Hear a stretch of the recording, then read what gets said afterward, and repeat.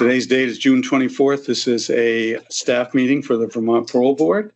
First item on our agenda is to review the agenda and approve it. Are there any additions or deletions suggested? I got plenty. You got plenty? Go ahead. Other than MJ. I apologize that I would like to add an executive session for attorney-client advice. Okay. Any place special? Or? Anytime before 11:30. So Lori should be over soon. So maybe. Why don't we just interrupt where we are and do How about we put it after the early termination, because okay. She will be part of that conversation too.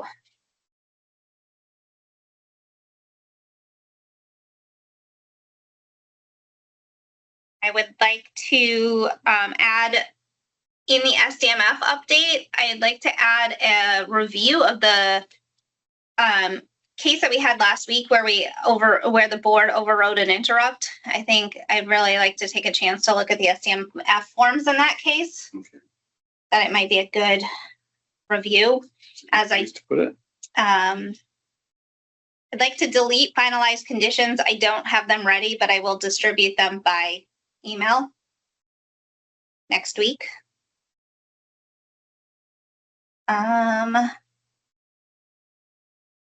And I'd like to remove discrepancies from the SDMF update because I don't have those prepared either for this month.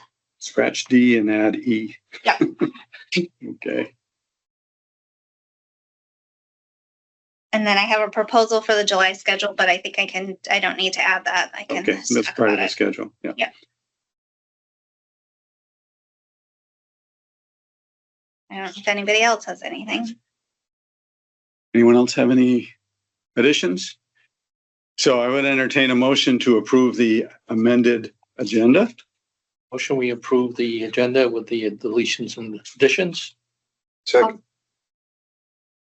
Motion's made and seconded to approve the agenda as amended this morning. Those in favor signify by saying aye. Aye.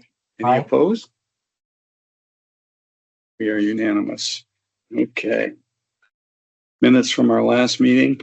Last two meetings, because we didn't do March last month. First would be March 25th, 2025. A motion to approve those minutes would be in order. So moved. Second. Any suggested corrections or changes to the minutes? Hearing none, all in favor signify by saying aye. Aye. Aye. Aye. Any opposed? We are unanimous.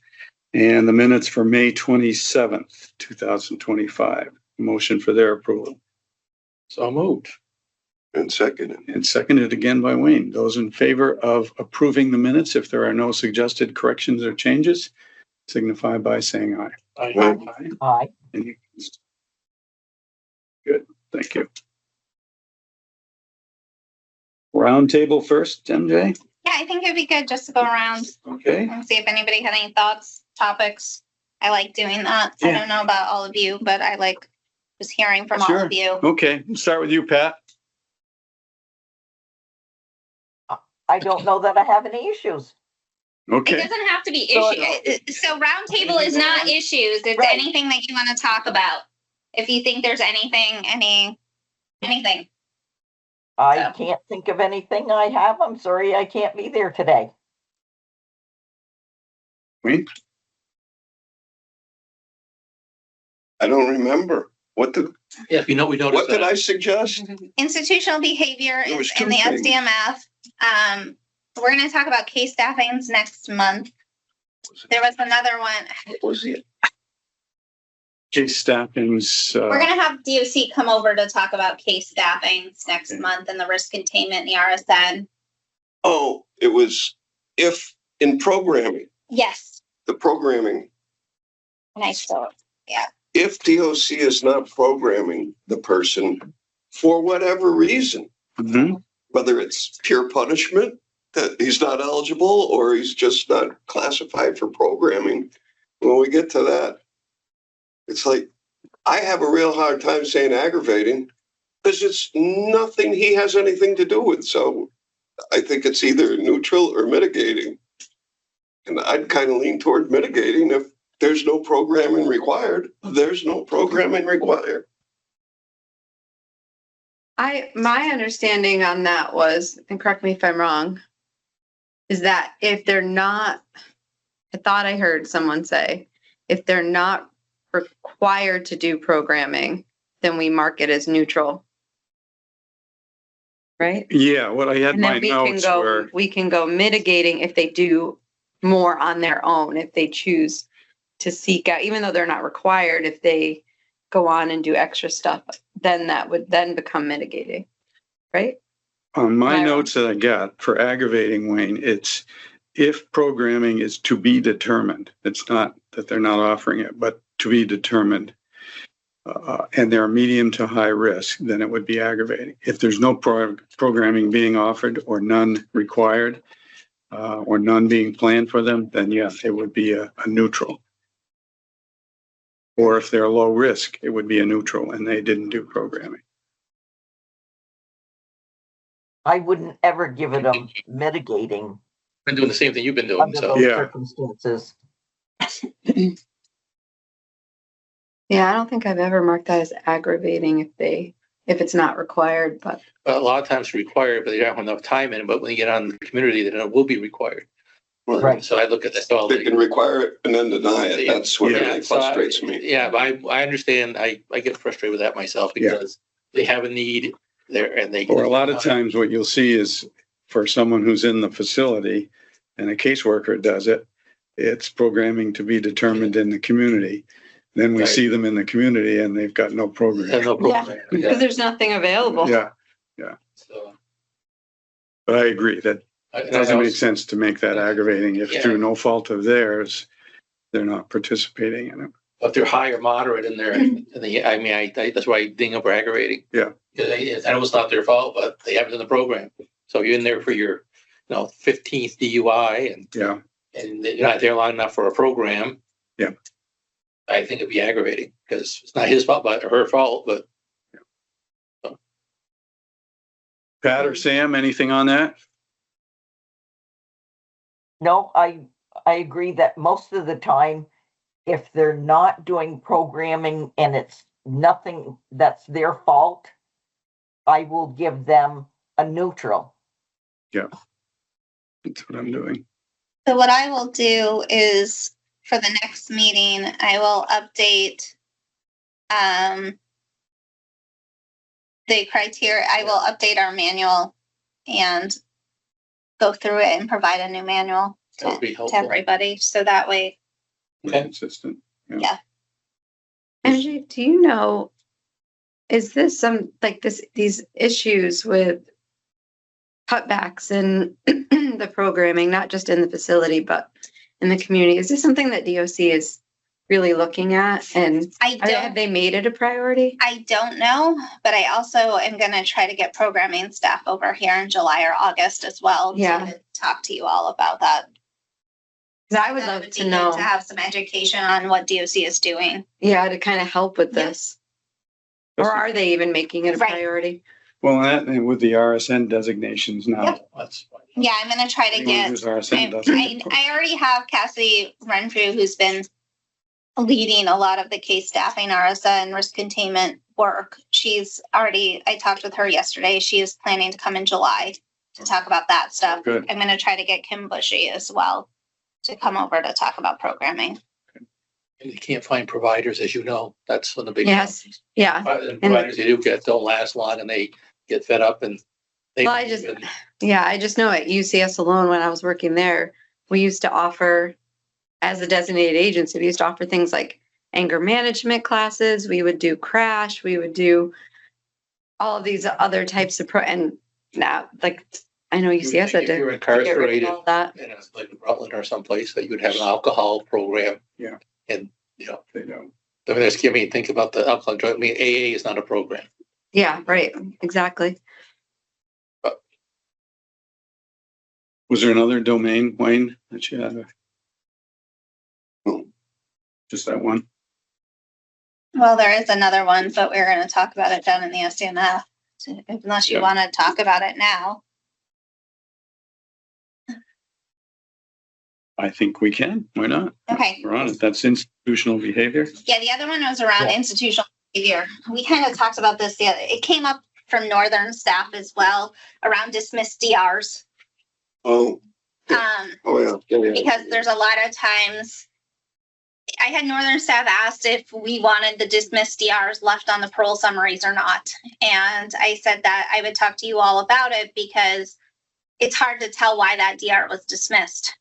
Was it Right. dismissed just because of a time frame that DOC staff didn't meet the time frame, but the behavior was still there? Is it something you want to Yeah. look into more? So that's kind of why I thought it would be a good conversation. And then we bounced it off a little bit at the Northern stuff last week too. So Okay. What do folks think? Do you want to have that As information? Wayne likes to say, it because it was dismissed, the behavior did not, that doesn't mean the behavior wasn't there. And a lot of times, as MJ alluded to, they're dismissed because they don't have staff to hold a DR. So they walk on it. But for classification purposes, I don't think you can hold a dismissed DR against them. no. Are we allowed to ask? Of course. Of course, Yeah.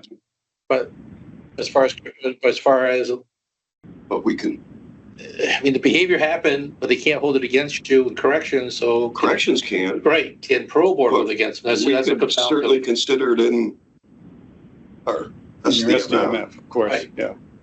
Well, we also, Tom, and I can't remember who else was with us, we had the one with the major DR and turned out to be the guy threw a roll of Oh, toilet. yeah, they threw Yeah. all the toilet paper and I remember that. Yeah. Yeah. That was. a so couple they weeks were ago. just, Yeah. that was a case that was just, Yeah, that was ridiculous. but as somebody we all have to follow the rules. The DR does not exist in the OMS as far as a DR. So is parole board gonna decide that we're going to use that as a ding? If corrections is not using it as a ding. So in our explanation for aggravating, it says the disciplinary report is for serious misconduct or recent misconduct of any sort. So if it's happened within the last 6 months, it gets designated as aggravating. I mean, on that one, I think I probably put aggravated, but I paren dismissed. Yeah. Yeah. Just to. Yeah. Say that I was aware of it, but it's still aggravating. Well, and I think this is just one piece of the puzzle too, because if you get the whole history, you may see those two that are on the parole summary, but if you do get the infraction history for the last year or two, 57. and that's going to tell the bigger story. So you may go, oh, I've got to dismiss, but I don't have the whole infraction history. That might be a question of being to the caseworker of how many DRs has so-and-so had over the last year, and that'll paint you the bigger picture, because I wouldn't assume you're just going to rely. Actually, now you mention it, I've noticed 2 or 3 times now in the last 2 or 3 months that when you peel back one more layer of onion somehow, some way, I can't remember how I do it, but they give you the 2 recent. Yep. But there's a pile of them Right. Well, in the sometimes they last do the year. whole list. I mean, a pile of them. Oh, Yeah. yeah, we had a case last couple If they weeks ago. attach the case note. Or there's none Yeah. Yeah. in The this case last note, period. There but was, you go, there was 2 whoa. minors, and they look and they, oh, you had 2 majors. So wait a minute, that's not in the report. Mhm. Yeah, Right, yeah. so we have the report automate the 2 last majors. Yeah. But the infraction history, some of them will provide it, but you can always ask. They'll pull it up and say, you can be like, so tell me what the last year looked like. And So in my notes too on SDMF, it was that we consider things that occurred in the last 6 months. was it 6 That was a months? year. I thought it was a year. Okay. Well, I had 6 months in my notes, but maybe it's. Okay. I've been I using thought it it. was a I use year. a year. I've been using a year, so. Your notes are wrong. They served me well. Yeah, I thought DRs was, at first they were talking 2 2 years. years, And so then I they went think down to 1, right? Okay, so 1 year? Yeah. And is it 2 or more? Yes. Yes. That's what I had, it's 2 or more, and that had to be majors. That's what 3 of us have been working on anyway. Your memory's not what it used to be. You can't all be right. I thought it was a year too. Okay, well, Uh-huh. There, see? Where it gets murky is when you have the mix of the institutional and the community is where I think, and that's maybe where we started throwing out the 6 months Yeah. because that's where it gets I murky. think, I think you're right. well, yeah, and the other thing is if they're in the community, I disregard the institutional behavior. They've been The out- most recent behavior is what you're, The institutional behavior might, in that case, if they're in the community, the institutional behavior may also give you some inklings to like offender change and so forth, Yeah, just to right. see But the only like if they've been changing if they were committing a ton of DRs and then all of a sudden, But throwing on the Figured community it for out. a couple of weeks, I look at more of the institutional than I do the Yeah. community. But you have been out for 4 or 5 months. Yeah, absolutely.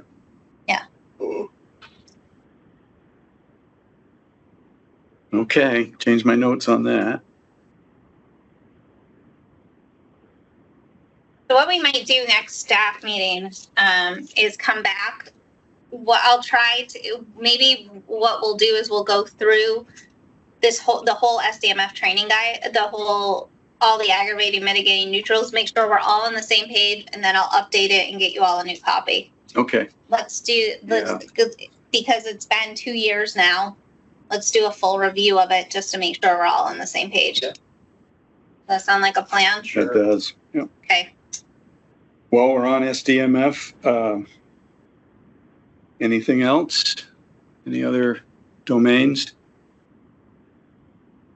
Is anyone else noting restitution anywhere on their SDM reports? I have not been. No, I have a note on my other notes when so we had the hearing to make sure we included in the additions, but I haven't been put it on in the. I use the case-specific Okay. field, which is factors not accommodated anywhere else. Hmm. I just make a note in there, restitution and the amount. How do you, what do you put give as it a neutral? a mitigating or neutral? You give Yeah. it neutral? But I note it in there just so it's a reminder at the end, if we're granting parole, to make sure that restitution is included. But then on the Okay. domain, it's listed Yeah, as a, okay. Yeah, I can- Good idea.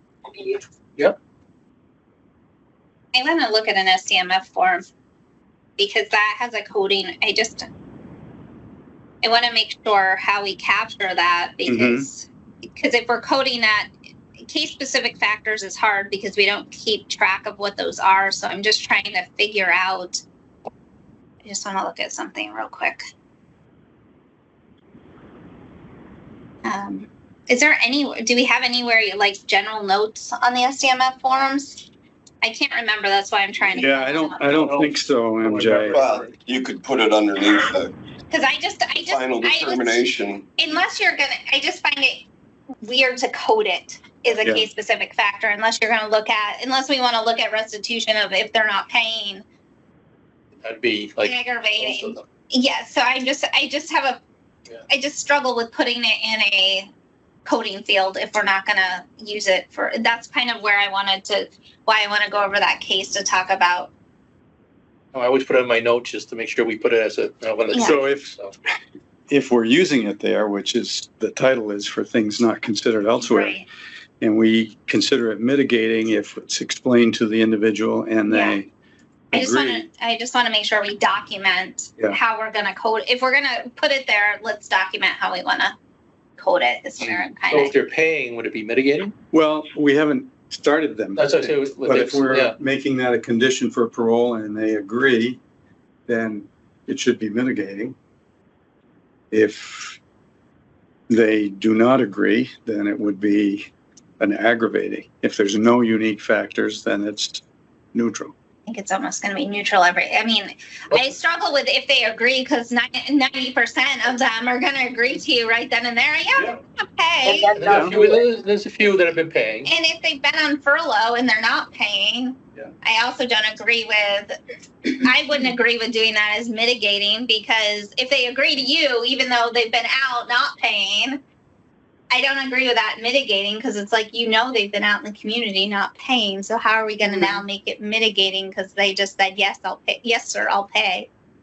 Well, I guess if they were out and not paying, I wouldn't be making it. I know, but I'm just trying to, I know that's the discretion, but I'm just trying to Yeah. make it so it's consistent for everybody to, I'm just, It's a category we don't use, and right, because we don't have those unique. restitution is something we try to work on every time, and it's a condition for parole. Where do we indicate that, or how do we indicate that if we don't use that? I just struggle because I don't think it's a risk. To me, it's not a risk-related domain. Restitution, case-specific factors is under the risk-related, and I don't find that restitution is risk-related. If by somebody not paying the restitution, does that mean they're going to go commit another crime? Or Hope not. right? Or if we make them pay restitution, they might commit another crime to pay for the restitution. Right. So you're I'm thinking just, it falls under a policy issue as opposed to a risk It's issue. going to be a risk. yeah, that's what I'm thinking. I would almost think it would be just maybe add a general notes area down the bottom or something. I don't know. This is a really slippery slope, but because we can't do anything about it. If they max, they. But if it's court-ordered restitution, he's not paying it, he's in violation of a condition. Yeah. It's a Right. crime. Right. We haven't granted them parole at this point. Yeah, I know, but that's what I'm saying. If you want to back this all the way up, If he not paying maxes- restitution is a crime that is never enforced in this No. state. It So would never be, no. if it's court-ordered, it's an order of the court. If you violate Well, that order, What would be an it's a example crime. of something we could use in that category? They were talking like extreme medical issue, like somebody How about who just was. putting it under our decision? I know. No, I can do that. I'm just wondering what else might apply there. Yeah, if he's a. I know the example they used in the training was like a medical case where somebody may be bedridden and it really reduces their risk, or they may Okay. something that's not captured anywhere else. I just don't personally. I don't see restitution as a risk. Well, like that guy that was in the wheelchair, had another 50 years to go. We Okay. remember we gave Yeah. his parole. I know lately I've been seeing RSN popping up Yeah. in that field, so I don't know with RSN though. I got that under community consideration. Right, but I've been seeing it pop up. I put it under two places, the community and the victims. So to me, RSN could fall in many different ways Yeah. because it's gonna fall up possibly in criminal history because of the nature of the offense. I mean, but I think it's mostly community and victim Right. too. That's when I see that, I automatically put in both of them. But I've been seeing it in case specific factors a little bit too. So restitution in notes after decision.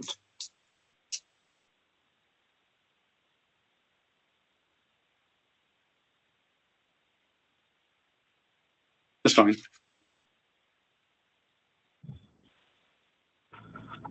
Do you want to keep talking about Yeah, SDM? let's finish up on that category. Just the RSN part, we had several cases that Yeah. shit and I, I'm gonna see them. yeah, I got it, but that, Well, where are you putting it, Tom? I'm putting in both. If I see RSN, it goes in the community and the victim, because that's the way you have to. Because your RSN, you gotta have a victim, and that means also community risk. But the cases I've seen, a couple of them, the only community risk was the person. It was an accident that happened with the death resulting, Mm-hmm. but that case was not. I mean, it could have been the RSN for if there was a lot of community sentiment, which there wasn't. It was just because corrections gave them the RSN designation. So, Why? yeah. Because of what happened up north. So why wouldn't RSN just be community consideration under victim? That's direct information from the victim. Yeah, that's what I But thought. with RSN, it's also community. That's when the designation is. When you have an RSN designation, Yeah. it's community and the victim. But it's not the victim if they're not the victim. It's the RSN status is not the victim. It's a community sentiment. Right. Yeah. So to get an RSN, usually there's a victim, so that's a check. And it's also the community sentiment, which is a check. But under victim, it says the victim and or victim's family express. So it's The RSN designation is a DOC function, Right. which is a community consideration. The victim consideration is direct information from the victim. I'd have to see if corrections was here, I'd ask them, because usually when you have that designation, They've got there's a victim victim information. with it. Yeah. You Well, would, I know there would be a victim with it, No, but but if that's- the victim isn't providing Yeah. any information. but one of the criterias to give that was there's supposed to be a victim.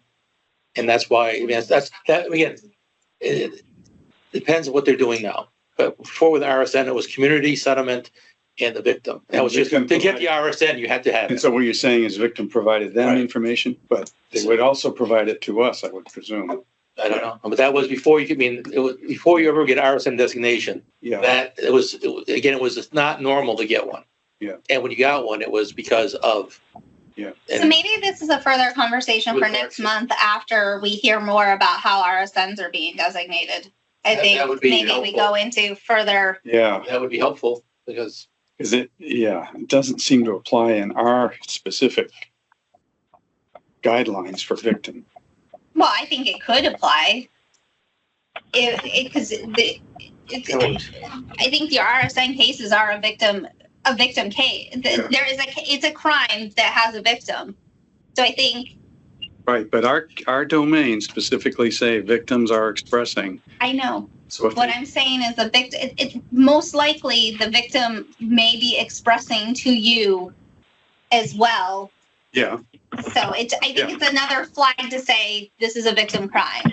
It's just one more flag. I mean, things could have changed, Dean, but in the past, what it was to get that designation, it was community and victim, and it was automatic check. Yeah. And you had to have that to give somebody that designation. right. I say we table this conversation for next month. Okay. I think it would be better once we get more education on how it's being applied now. I think that's great. Super. Morning, Laurie. Hey, Lori. Good morning. How are you? I'm well, yourselves? Good, thanks. Good. And Lori, this is Angela. Hello, nice to meet Hi, you. nice to meet you. Lori's our general counsel. And we also have Pat, Colby, and Sam behind you. Oh, I'm sorry, my Oh, you're can't fine. see me. I just thought I'd let you know. So the other We got thing your back. with SDMF, and it came up, this is something that just, I decided to look yesterday at the SDMF forms. I brought it up during deliberations as well, of the case where the board overrode a 2-year furlough interrupt that had 10 months left last week. So the one thing that really brought up in my mind was, are you all looking at your SDMF forms when you're making your decisions, and how are you weighing these? It's something I want to, and this might be along next month too. So I want to make sure this form, it doesn't turn into like our violation matrix used to be, that we're not just doing it for the sake of filling it out, that we're actually using it in making your decisions. Because what really surprised me in this furlough interrupt case, and the SDMF forms are in the folder, is there was no mitigatings. And that I found really interesting. Of we're granting parole, we're overriding an interrupt with 10 months left, but there's no mitigating factors. And that really surprised me. So that's why I wanted to have the conversation, or start thinking about it, to have it maybe next month where we can think about it some more of, how are we using this form and making our decisions? And are we using this form, or are we just filling it out because MJ and Dean tell us that we need to fill it out? So who was on that case? Wayne, Sam, and Pat. Did you guys have a chance to look at that? To review it? It's in here. Yep. We did talk about the fact that a lot of them were aggravating, but I gotta get the form back up. Yeah,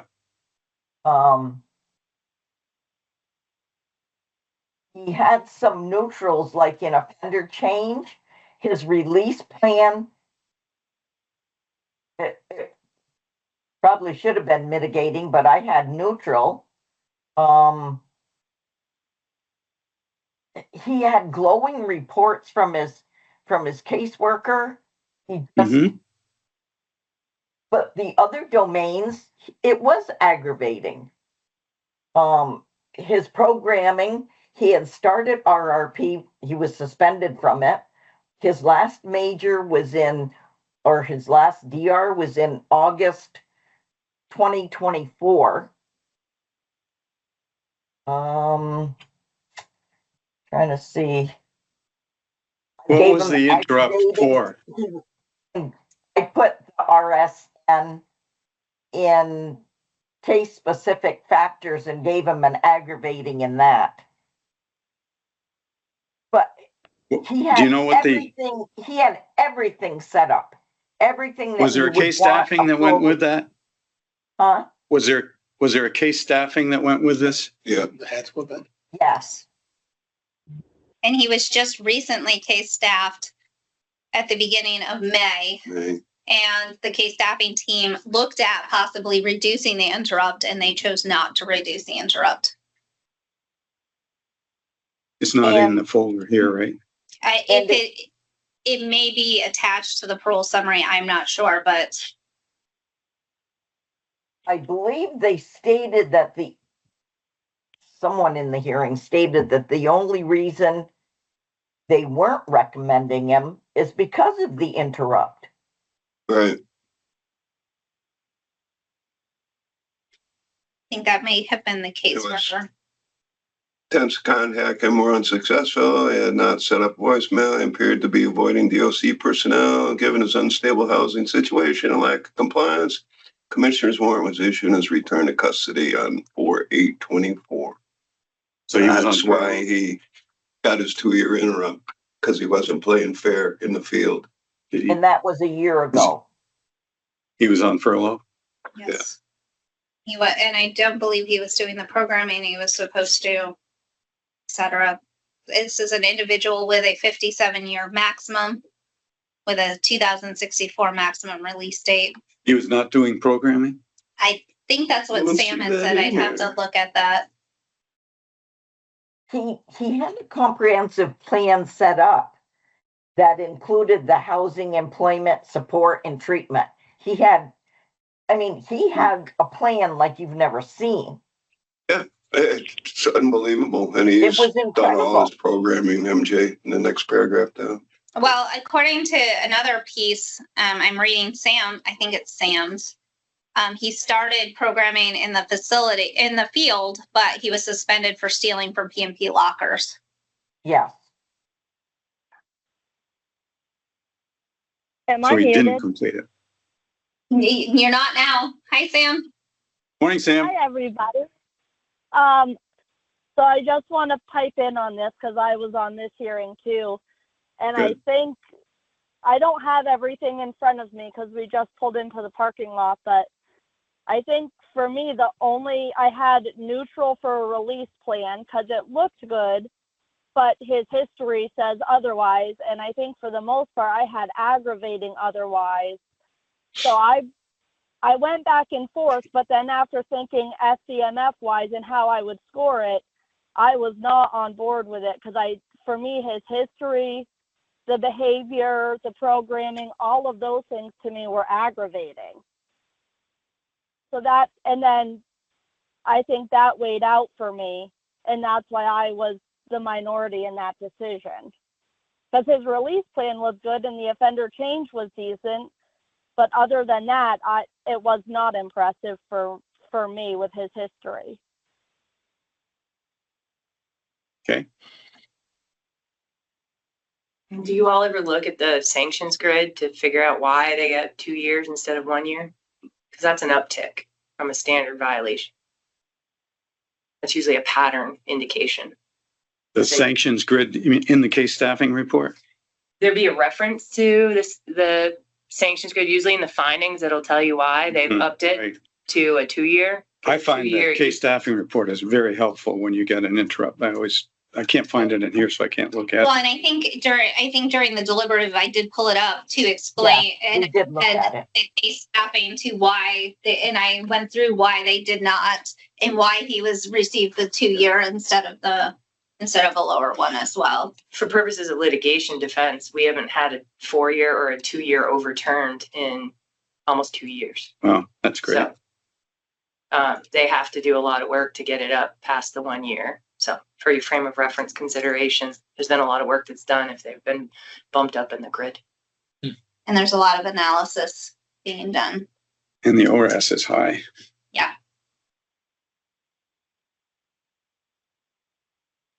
Other thoughts? Yeah, so I didn't want to necessarily just pull onto this. I didn't want to just necessarily pinpoint this case, but it did No. raise a lot of red flags. This was one of the dismissed guys, But it's DRs. one that I want to think about maybe as we do some refreshers next month. Really think about how are we using the coding and how are you using the coding to make your decisions? Because I really don't. The governor's office really subscribes to the structured decision making framework, and they really encourage us to use it, and we encourage you to use it. So how are we using that to make the decisions? Because it just struck me that yes, this guy came with a glowing release plan, but then when I looked at all the SDMF forms and found no mitigatings, I was like, okay, so what really did rise us above 2 grants of parole? And to me, I guess I would want at least a few categories to be mitigating to rise me above and beyond. And that's what kind of struck me. Yeah. Well, I was noticing too on Wayne's that you got his release plan as being aggravated. Yeah, you do. And you have That's RSN incorrect. and you have RSN in the Yeah. and you have RSN in the I mean, or no, you have interrupt in the notes. case specific is aggravating. Yeah. Designated RSN. Maybe I didn't go back DRs? after the interview. He was RSM. Yeah, he was RSN. So that's something I think would Yeah, be it's good to important. Yeah. talk about next month. If we're going to go through the coding guide, let's talk about also how we're using that, because I don't want it to become just an Absolutely. administrative function. Right.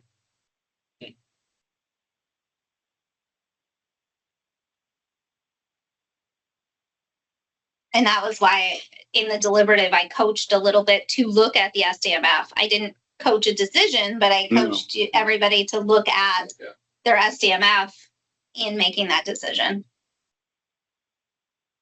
But, you know, Pat, you mentioned that the release plan was outstanding, but I have one neutral and an aggravating on the release plan. Mine's incorrect. I gave it the neutral because he Right. he had an incredible plan. But it's not mitigating, it's neutral. I put neutral. Yeah. Yeah. It should Right. But to me, Mitigating. incredible be would mitigated. be mitigating, It not It should have neutral. been mitigating. Yes. I agree. Yeah, I definitely is mitigating. His release plan and his turning point recommendations, recovery. It just, the guy did not deserve to be sitting in jail doing nothing with his grandiose plans and backing by DOC staff, let alone people on the outside. So it comes back again, making sure that the SDMF forms support the decision. Yeah, because that's what's gonna back you all up. If it Purpose of goes to the having- media, Yeah. if it goes to the governor's office, if it goes to court, these are gonna help back your decisions. And help you all explain some of why you made the decisions you made. And that's why I stress how important the notes are too, to refresh your memory down the road if it does come back up. Because unfortunately, one day, one case will probably So come back. the other thing too, I don't know if anyone else does this, but at the end of the SDMF form, if you have something unique that you want to make part of that form, add it to the end. If you got a note in there that you didn't include in your domain section anywhere, but it's something that helps you in your decision-making, type it in at the end of the report after the decision. One To thing grant or deny. and when I've had a few of these cases, when the PO and the caseworker both say the only reason they are here now, because we'd recommend them except for the interrupt. When they say that, that's for me is something, okay, wait a minute, they think he should be out. And they're saying they don't agree with the staffing by saying that. Mm-hmm. And so that comes on to us at that point. But I've had a couple cases where it was obvious that the PO had no problem with the guy coming out. And so that's something that maybe there would be some DOC training on. If you're saying that, then maybe it's maybe you should be. Well, and also this is also saying that they're not subscribing to DOC policies. And honestly, Right. I would be looking at that as well of how well are they supervising this individual potentially if they're going against their superiors. It's really important to review that case staffing thoroughly before you start the hearing. And if you don't have it, let me know and I will get it for you because DOC's told me I can pull it for you all. I always do. I know you do. You and Dean always do. It's very good information. It gives you what's behind the scenes. But I again, as a member, when you're seeing their guy is a 1 year interrupt or whatever it is, and he has like 5-6 months to go, and the caseworker and the PO say, we have no problem, we like his plan, we have no problem getting released, but he has interrupts, so we can't recommend them. And I also want to remind folks that yes, a caseworker can come give a glowing recommendation of someone. They're seeing this individual in a structure.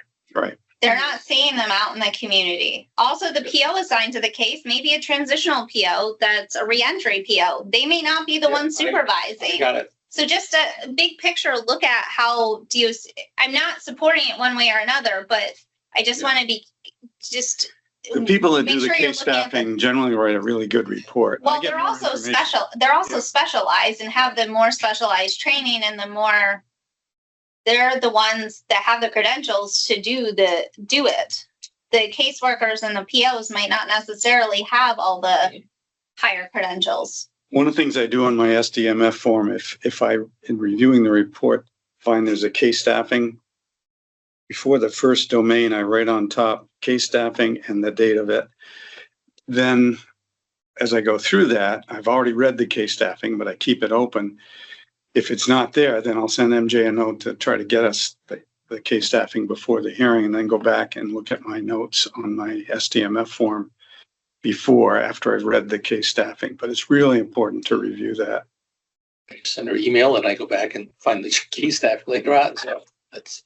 Yeah. All right. Good. So more to follow up on. Yeah, I think it's almost a 2-year follow-up next month. Sounds good.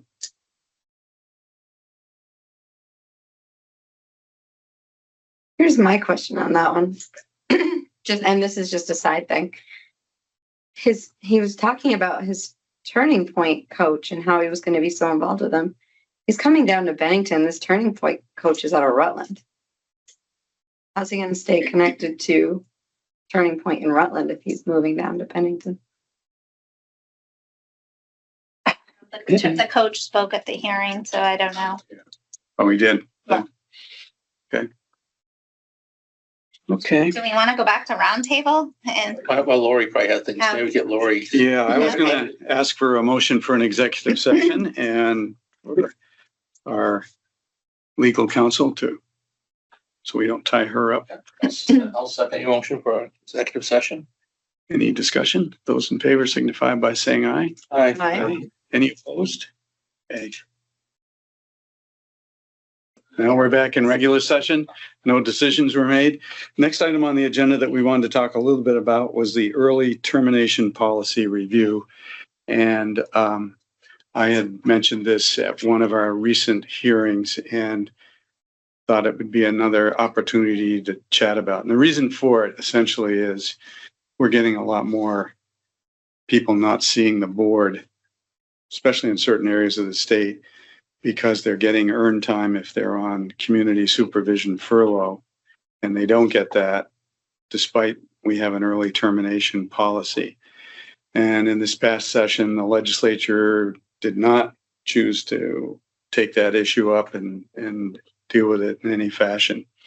So in discussing it briefly with a couple of you, one of the thoughts is there anything we can do within our own authority with early termination, kind of reflect that bonus time off their max?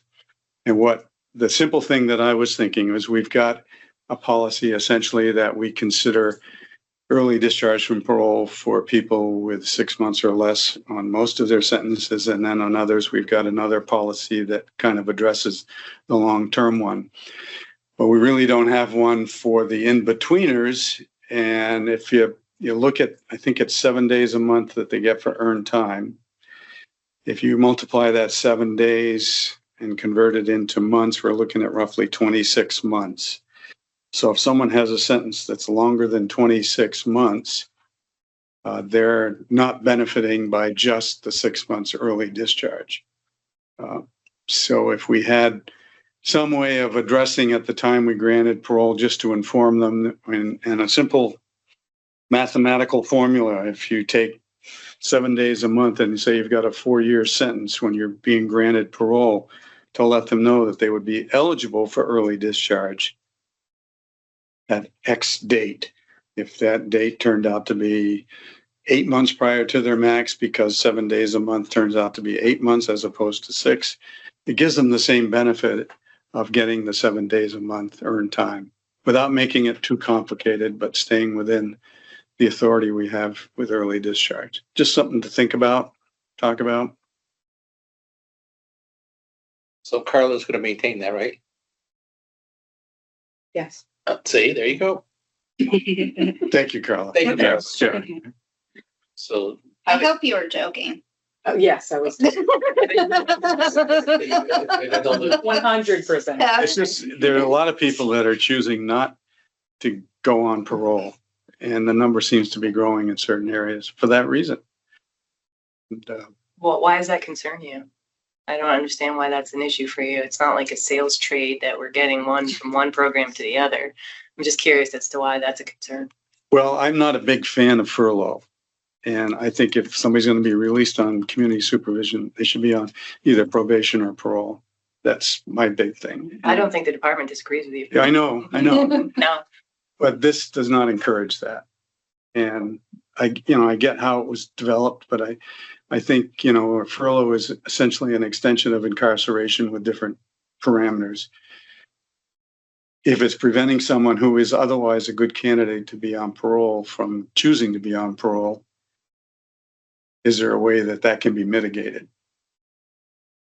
Yeah, I just would caution you to say that the statutory construction right now does not authorize you to mess with the sentence computation in the way that you're suggesting. And it's not just taking numbers off the end date. That's not how that works. No, it's our choice to make it a 6-month review for early discharge. What if there's a sanction or something that happens in between? Is there going to be a penalty that you? Well, that's why you lose for have the 7 hearing. days? That's why you have the hearing. You don't automatically grant it. And so in the hearing, if you find that there were sanctions or DRs or something like that, then So you deny it. no, but I don't think that's what Lori was saying. I think Lori is saying is you grant parole, you take this magic number off, and what happens if there's sanctions? Because right now that earned time would be taken away. So what if they receive a sanction, they come back for a violation? Who's now managing all of this when we've applied all of this number already on? When we have early discharge hearings, typically when we speak with the, Talking about early discharge. I am. Okay, but that's This is where we would see them. So if we were seeing them at an early discharge hearing, in the interview, typically the PO presents whether there were any disciplinary issues during their time on supervision or not. And if there were, it would be documented and presented at the time of the hearing, and not maybe a reason to deny it. so I guess I'm confused. So are you saying that if you grant parole, you give them this number, and that's when they can come back before you for an early discharge hearing? Is that what you're saying? Or Well, are I'm not- you, because I'm thinking if you, because I'm going off of some of the conversation we had the other day too, of that you would do this calculation at the time they granted because it's an easy calculation. Yeah. And that you give them this date, they're going to be looking at this date as this is my new max date. Yeah. And what happens? As they do now with 6 months from their max estate. No, Okay. they look at their max date. I'm willing and to then bet look most at- of them do. They look at their potential 7 days off each month, Right. but they know if they mess up, they're not getting that 7 Right, days. right. But if you at a violation hearing say, at a parole hearing say, I'm granting you, and you could be discharged on December 1st. Just throwing it out. Yeah. They're going to assume that they're going to get discharged on December 1st, no matter how they act. And I do, where now it's smaller increments. So I guess, and who keeps these records? So I'm just. I know they're unanswered questions. I'm just I'm looking not- at a I'm not potential. looking at the onions. I'm just saying, I'm Okay, just- MJ. I'll be quiet. I just don't think you have a legal basis even through the early termination policy to make that change. I'll just put that out there. Something hit me, another flat spot in my head. Between, It's getting kind of flat there. it's getting very flat. It was a lot of hair. But anyway, it's something I never thought about because it's always kind of bothered me, but I get it. It's the program. How do we overrule a judge's sentence? But now I just sit here and go, we're not. But it's the same thing on your earn time. You kick them out the door when they've hit their magic release date. We kick them out 6 months early, but they still got 6 months of sentence. Who pays attention to these people? Nobody. There's no one We had watching this them. conversation. Nobody. We Well, had this conversation yes and no. yesterday. It's like when they get sentenced to the work camp for day to day. Now, if the judge knows that that person could be eligible for the work camp, no, we call it corrections math. So the judge wants that guy to be in jail for a year. Yeah. They would give him a 2-year sentence based on what they know about earn time. So the judges understand that. So but where the rub comes in, the woman or the judge does not get to the work camp for whatever reason. So now he's taking the 1 year sentence. Now they're doing the 2 years. And then you get the Rule 75 and everything else. But But- that's spelled out specifically Right. in statute. So part of the rationale for this, and I don't want to debate this with you, Wayne, because we had this discussion, but in our training, particularly with Richard Stroker, we look at punishment versus people getting themselves straightened out, getting back on track. Having someone be under close supervision or supervision for extended periods of time doesn't always improve anything. So if they reach a point which is a reasonable point, we have the authority to grant early discharge from parole if we think someone is doing well in the community and doesn't need to be under supervision anymore. That's I get that. okay. I understand that. And so this is a category that was kind of thrust into the mix that now changes someone's, or some, in many cases, perspective on getting on parole supervision and just remaining on furlough if that's an option for them. So I'm just throwing it out there. Is there a way that we can try to, we've tried to interact with the legislature and get something that might help us. That hasn't happened. I know there's other things that are higher on their agenda than dealing with this. And if we leave it alone, they just have a few more people go on furlough and stay on furlough. And it's easier for us because we don't have to do the hearing. But is that the right thing to do? I don't know. That's why I'm throwing it out there. But I think you're going to have a problem from a legal standpoint, and you're going to incense the state's attorneys, the prosecutors, and the victims in this situation. And we just defended a case not too long ago where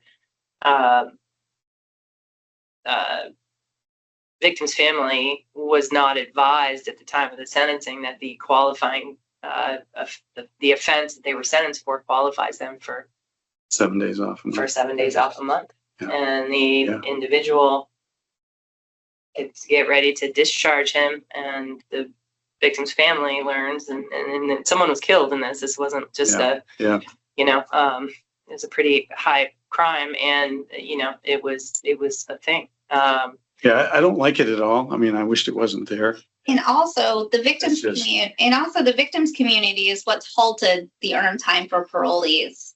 It wasn't any it was victim concerns, and that's why it went to justice oversight last summer. It got overshadowed by problems with the automated notification system.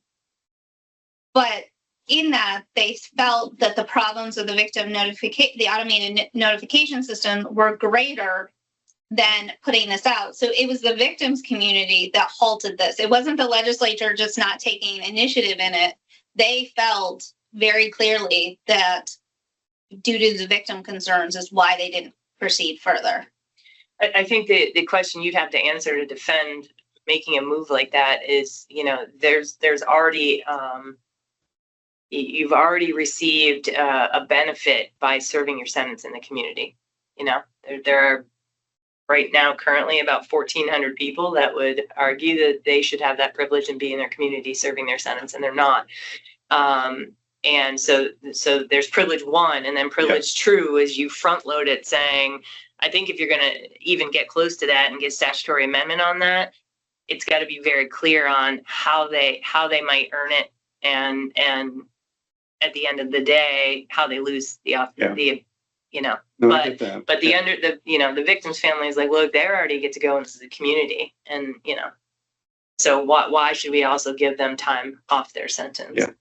So, but I just don't think statutorily you guys have the authority to do that now. I would encourage you to march forward on getting rid of furlough and kind of arm in arm with DOC on trying to get that. The numbers show, MJ and I looked It's been a huge turnaround. You guys have, even since I started 5 years ago, the number that's been transferred to your caseload, the last time I asked DOC, about 4 weeks ago, there was like 115 on That's furlough, amazing. and you guys are in the high 600, 700 people. And so when I look at that number, I'm like, why do we need to solicit these 100 people who may be choosing to get that 7 days? I don't know. I also see our caseloads going up with violations and so forth. And that's another 100 that possibly could be coming. I just don't see, I totally understand, Dean, where you're coming from, but I don't feel like it's our policy decision to make. And we do not have the capacity to handle this administratively. If I'm the only one thinking about this in a positive way, I'm willing to let it go. I don't see any. I understand what you're saying. I say we gotta let it go. I don't see unless you want to go litigation and less corrections is willing to.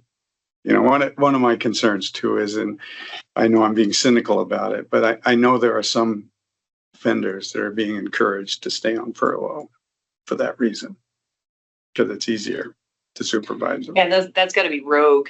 It is. Like people that are coming in front of you saying, we let them out, but big boss said no. I No, they're being let out. It's just they're saying. No, I'm just saying. I think the people that may be the staff members that encourage that.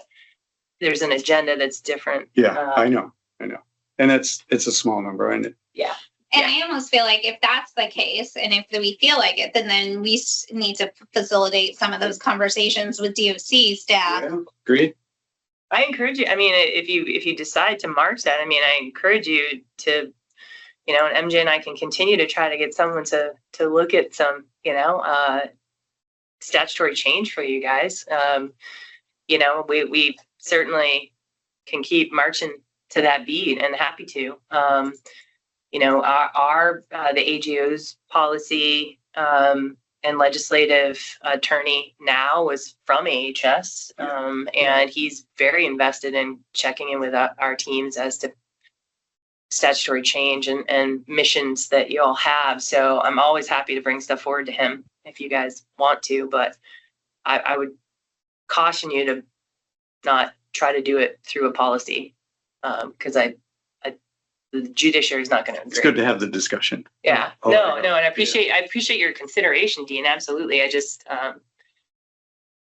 think that the better energy would be spent again with DOC trying to figure out how we can get rid of the 115 on furlough. Yeah.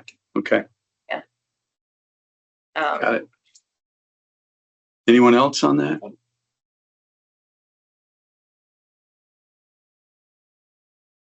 Okay. Let's take up our reconsideration requests. And we need to move into a deliberative session for the first one. Well, I think we need to introduce, do we need to introduce it before we deliberate on it? And just Yep, go ahead. to clear, just for to mark the record, we had a reconsideration request from Lance Mason to have his violation hearing reconsidered. He submitted a letter. His letter was confusing, so we then scheduled a time for him to meet with Dean on the record and to explain a little bit more in detail. And that is what's before the board to make a decision if we should reconsider or not. The question is if the board needs to deliberate. And I explained to him that we would meet at our staff meeting as is our policy for reconsideration, and then deliberate and make a decision as to whether to schedule a reconsidered hearing. I'll make a motion to deliver the session to discuss the reconsideration for Lance Mason. Second. Motion's made and seconded to enter a deliberative session to discuss the reconsideration request for Lance Mason. Any further discussion? Those in favor signify by saying aye. Aye. Aye. Any opposed? Sam, are you still there? Now we're back, right? On the record. Okay. So in reference to the two reconsideration requests, the board agrees to schedule a reconsideration hearing for Lance Mason, and at this time does not entertain a decision to reconsider the hearing for Torrin Ruggieri, with the understanding that if the Department of Corrections wants to pursue a parole to a detainer for Torrin to New Hampshire, that the board would schedule a hearing at that time.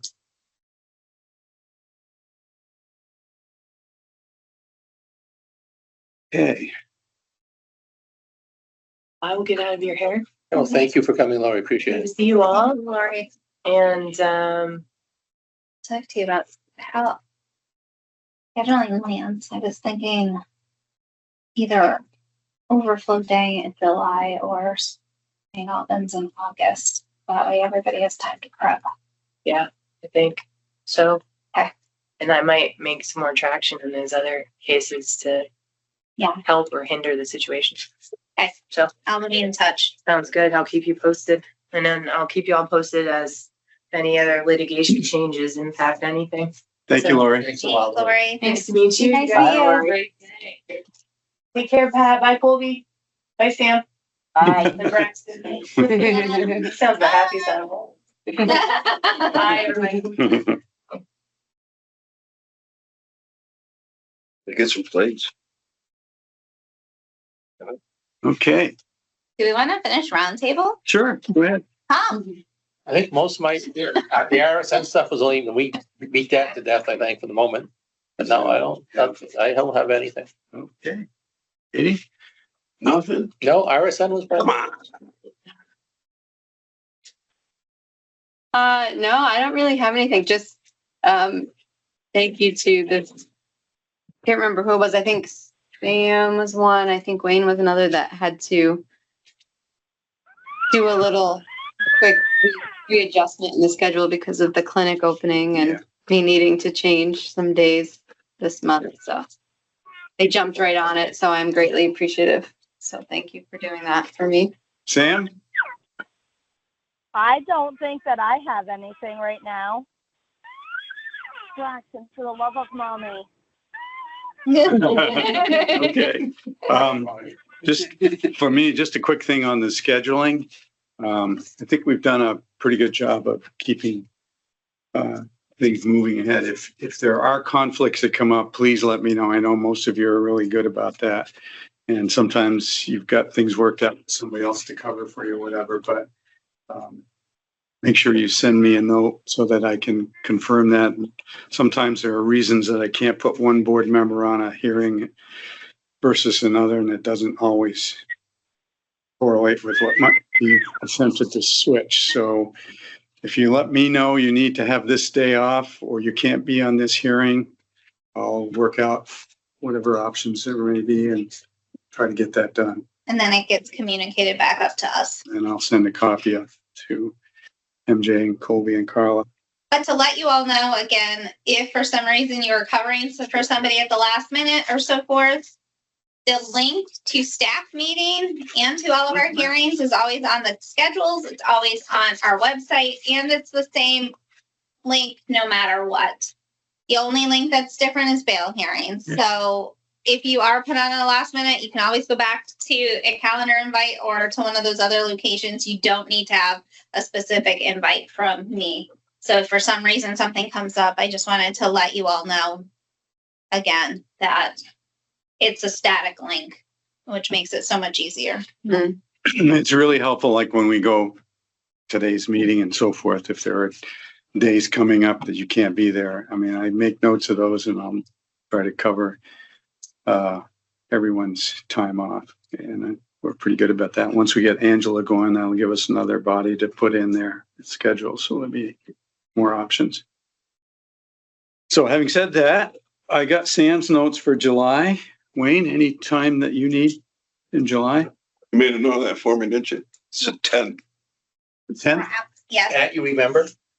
yes. Yeah, because I was a month early for my doctor's So appointment. so is the first week of, with the 4th? So we start the 2nd. I didn't provide it. We start on the 8th. 8th is the first day. Oh, the 8th is going to be the first week. Yep. Yeah. 4th of July week, we don't. Okay. That I wasn't sure of. So with this, I do have a question. Okay. Would anybody be opposed to switching staff meeting and overflow going forward and having staff meetings on Thursdays and overflow on Tuesday?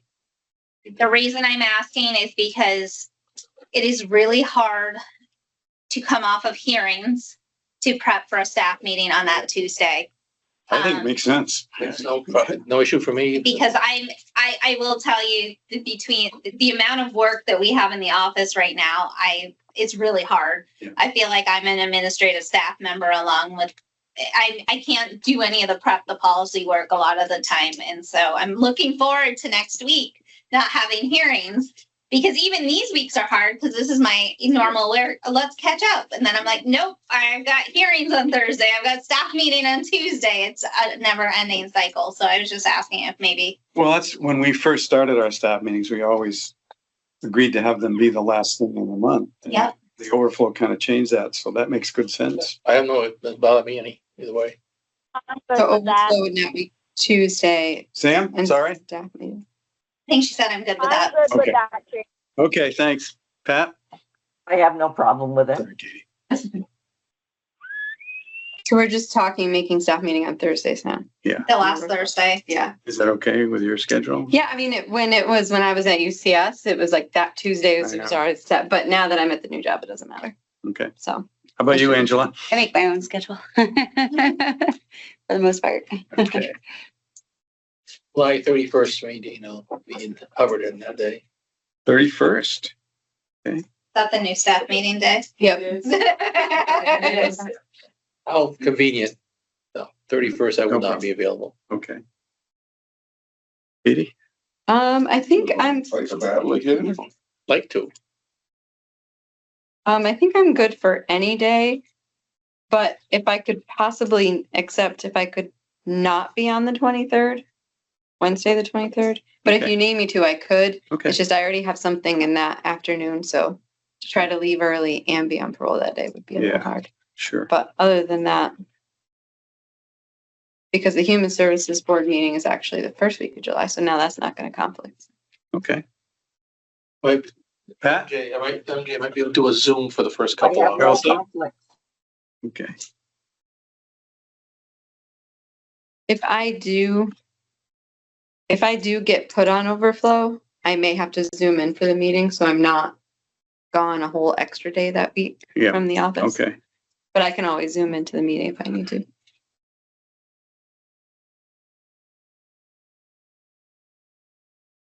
Good. And so we're hoping to get Angela ready to go for August. Is that our plan? I would say I would say probably maybe late August, early September, because I'm gone to Ireland next Yeah. month. Yeah. Oh, exciting. Yeah. I would say I would say maybe end of August, early September. Okay, You did it. jump on anytime you want to. Yeah, thank you. Just sit in on some hearings. I know that's helpful too. And then, yeah, as soon as MJ gets everything together, we'll start putting you on the schedule. Perfect. Awesome. Okay. Thank you. Great. Anything else? MJ, your turn at the table. My turn. I think I've had my turn throughout. It's wild. I don't know how to explain it other than things are just, it's nonstop. I feel like I'm a firefighter, and it's just, Anything particular it's just, that seems to be rising to the top?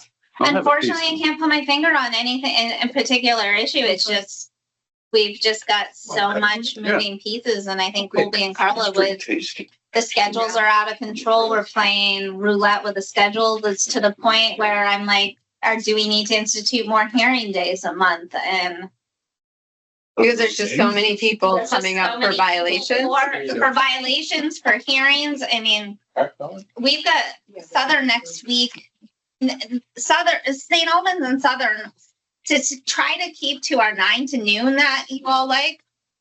It's not, unless cases are getting postponed, it's getting really hard to stay to that 9 to noon. And at some point, we might need to start looking at our hearing day schedules again. And do we have so many hearings for so long? Do we then take a break and then come back on?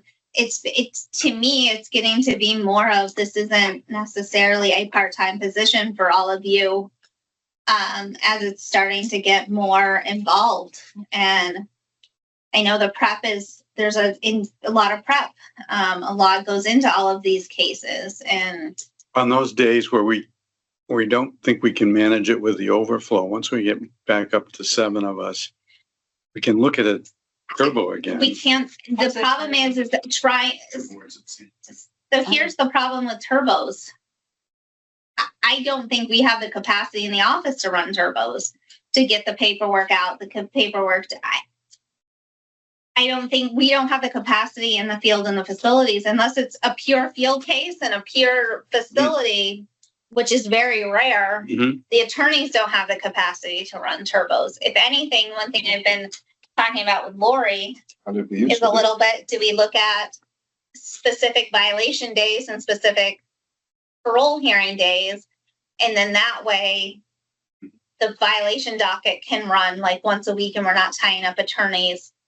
And I just thinking about some of that, but turbos could work. I think turbos worked a lot better in person than they can work virtually. Virtually, turbos, I don't see turbos working as well. Virtually. Well, I hate even to suggest this. I really do hate to suggest it.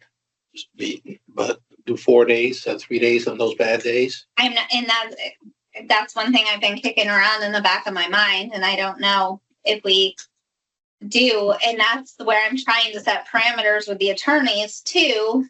And also Lori and I have been kicking around, do we look at some of the violations ahead of time, and the ones that are being held without bail or held for a high amount of bail? Do we just postpone that? Do we put a finger on the pulse on those and just look at the scheduling, and we more docket versus just docketing everybody every month? And I know that always becomes an issue too, of DOC getting upset that we're pushing people out further and further, which we've got, I think that got set off a supervisor, I believe last week. I think on Friday, 2 cases set off a supervisor again. A bail release, and then a later postponement that was against DOC, I think. So it's those cases, and I know some of you don't like to push cases off either. No. But is there a sense to make them go to a mini trial with you all when they're being held without bail or held for lack of bail? So do we look at getting more proactive with our docketing of some of these? I see no reason to do that. Yeah. So that's some of the things that I've been kicking around in my head and kicking around a little bit with Lori of how to parameter some of this Mhm. with the attorneys. So that way, I know on the Human Services Board, we had to do that for a length of time when all of the new housing, the motel voucher system going away and everybody appealing and that sort of thing. We had to add a whole extra day just to listen to those appeals. And then we were able to take a look at it and say when things seemed to calm down, we were able to drop back a day. I don't know. yeah, and That's it's something like we say for now, we do an extra and then part of me with keep the looking at it. violations. It seems to me that there'd be priority on the ones that are in the field to make sure we have a finger on the pulse on those. And then the ones that are incarcerated more on the technical violations. And then also looking at, they also have the preliminary violation hearing, the probable cause bail hearing. So they do have an opportunity to see the Right. board, and all of those factors are looked at as well. That makes good sense. So one uptick that I have seen lately, there's been a few, and there's a couple right off the top that we've released at bail hearings. I issued a warrant for them because they absconded. We released them at bail hearings, and then I had to issue a warrant within a week of them getting out again.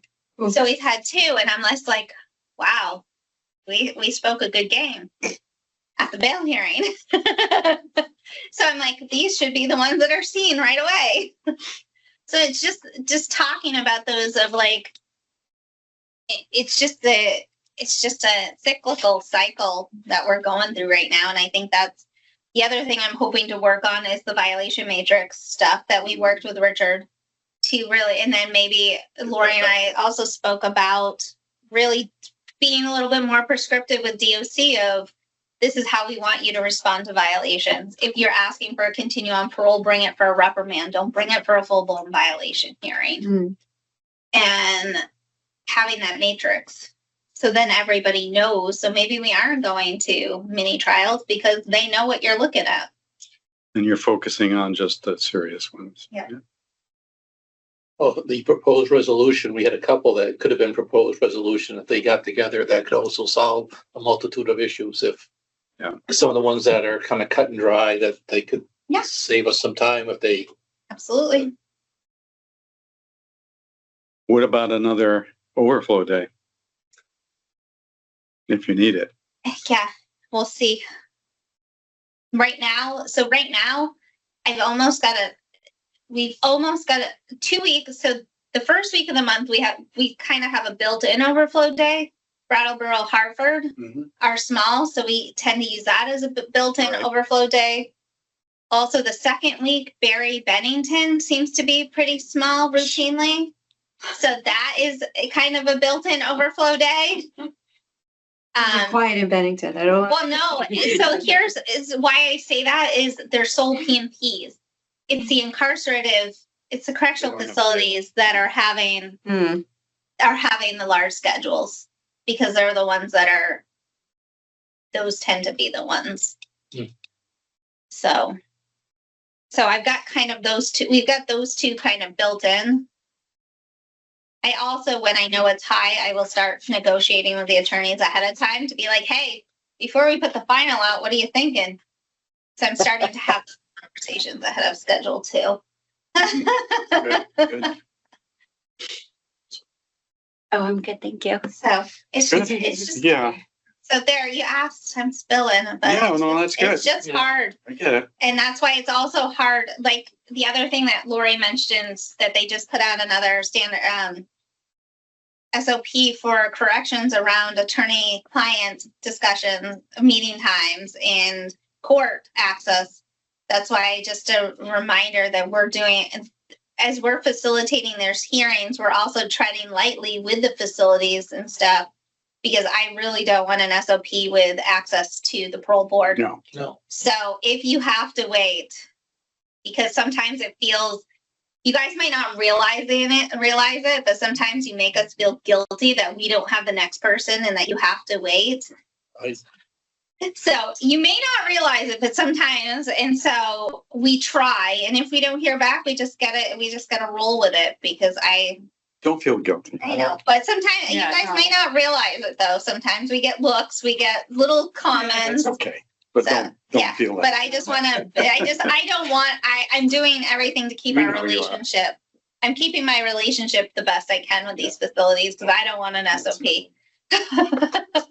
Those were like built-in coffee breaks and. Just gotta remember to Running come it out back. there, yeah. Good. Okay. Anybody else have anything? Did we find out about anything about Colorado?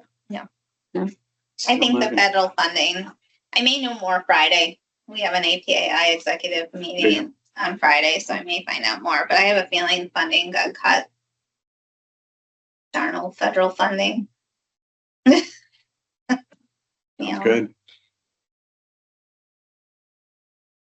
Think we're all set? So July looks like I'm gonna do my best to get everything together so we have a more robust, we'll have some good SCMS discussions. Oh, goody. Yeah. Well, I think it's about, Yeah, it is. It is. I'm just kidding. But Otherwise, you're kind of running on your own. This way, everybody gets to participate and see what others are doing. let's go through stuff. All right. Thanks, everybody.